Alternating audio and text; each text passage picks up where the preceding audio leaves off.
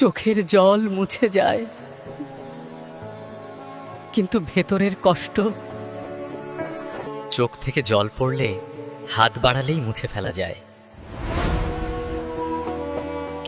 চোখ থেকে জল পড়ার যে কারণটা, সেই চাপা কষ্ট, সেই না বলা ব্যথা, তা কি সত্যিই মুছা যায়?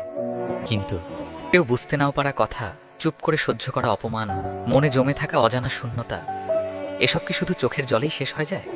অনেক সময় আমরা হাসি কারণ কাঁদলে কেউ প্রশ্ন করবে, কিন্তু ভেতরের ভাঙনটা নীরবে আরো গভীরে ঢুকে যায়। চোখের জল দুর্বলতা নয়, এটা সেই সাহস যা নিঃশব্দে বলে,